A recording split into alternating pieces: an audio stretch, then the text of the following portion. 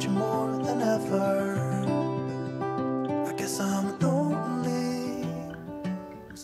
Hi everyone. I had a few questions the other day on how I made the small spool dangles of thread for the fashion journals, and I'm making them again for another project, and I thought that the easiest way would be to just turn on the video and show you what I'm doing. I have ink on my hands. It's another dark day outside, so all the lights are on and you're going to get shadows with me talking with my hands and all that good stuff, but I thought I'd show you my process for doing this real quick. These are the small spools that I like the best. They are 1/2 in diameter by 1/2 in height, inch that is, and I buy them in huge packages of 250 from Amazon. They're also available in smaller packages, but cost-wise it just made sense for me to get a lot of them. And you can also get them in this larger size, and I'm sure they come in quite a few sizes. This is an inch, sorry, this is an inch by 5/8 of an inch.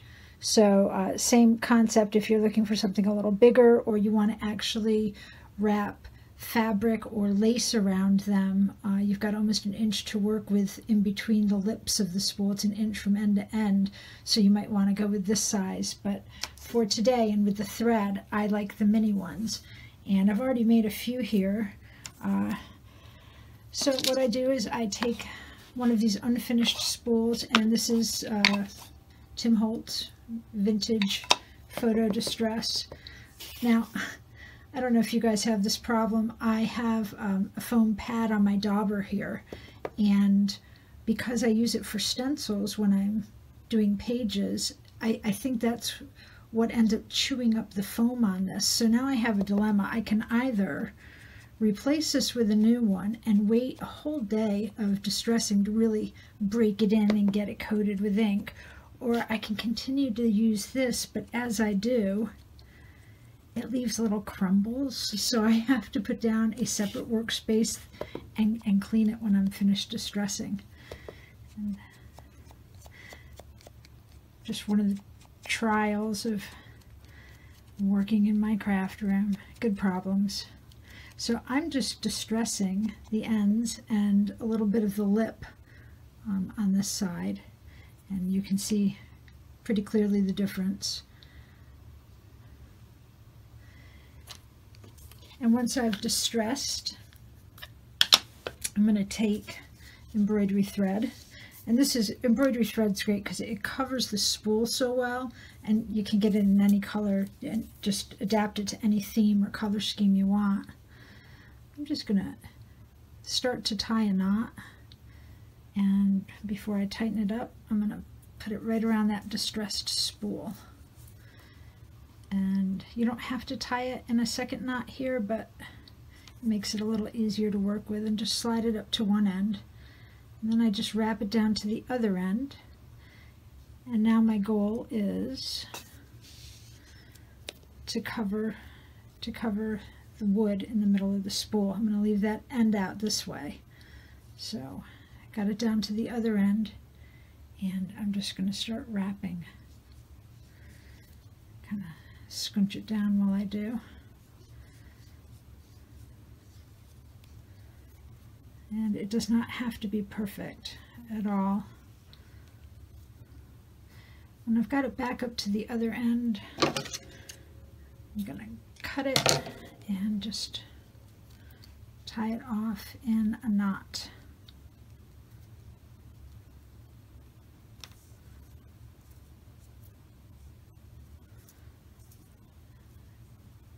I knew it was a risky business trying this after my third cup of coffee in the morning. Yet here we are. So yeah, I didn't drop this one. All right, and I'm just going to cut the ends so I've got that. Then with these ends sticking out, and that's about as far as I got on any of these, I'm going to, here we go, I'm going to take a piece of scrap paper and a little bit of Fabri-Tac glue.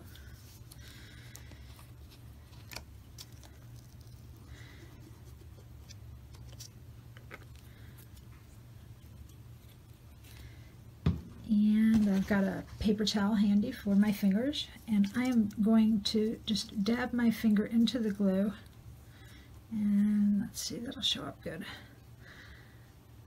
I'm just going to coat both ends that are sticking out with the Fabri-Tac, and then with a clean finger I'm just going to paste it right down onto the thread, and if it doesn't stick, just repeat. If you count 5 Mississippis, it usually will get sticky enough to lay down, and then you can just set it aside, and there's your spool.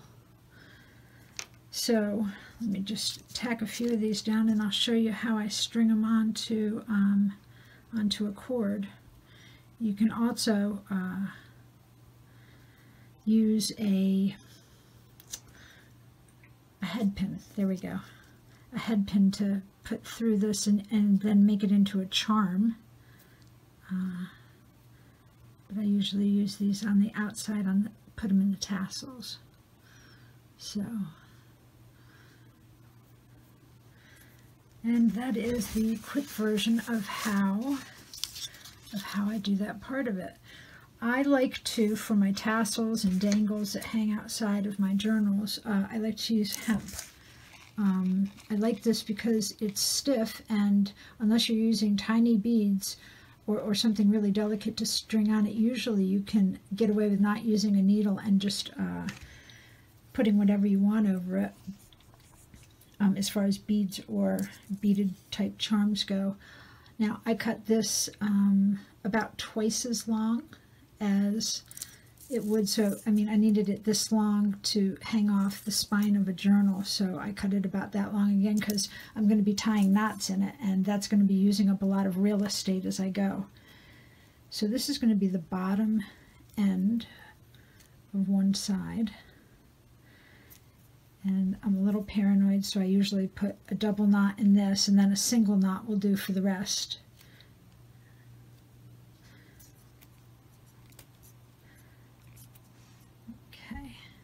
So I'm just going to start stringing from the other side. Oh, the mailman's at the door. Hold, please.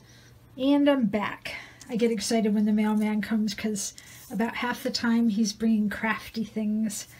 And that was a delivery for Cog. He's putting solar panels on our roof, adding to the ones we have. And we've got all kinds of gizmos and gadgets for that coming. So I have a double knot in the end.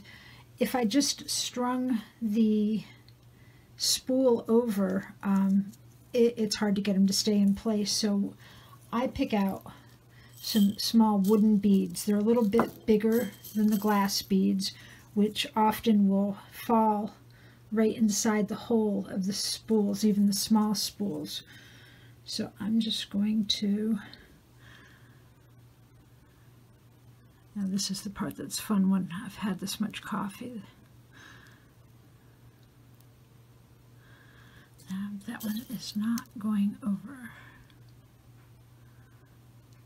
There we go. So I've got the bead down, and then I'm going to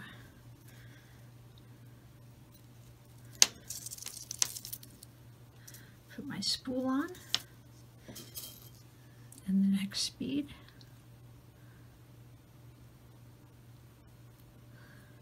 Sometimes the end of the hemp gets frayed while you're doing this, and you can just snip it down and get a clean beginning again to push right through.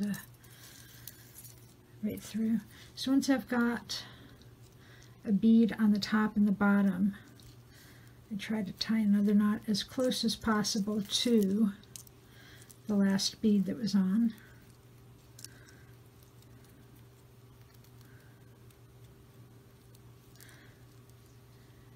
And just one is fine. Then I go up about, I don't know, an inch or so, and just tie another single knot,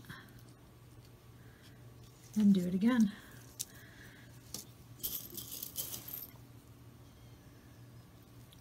So I can't tell you what project I'm doing this for because it is a gift. I will show you at some point. There'll probably be a flurry of videos from me after the holidays, after Christmas, or after people have opened their packages. But this is obviously a colorful one.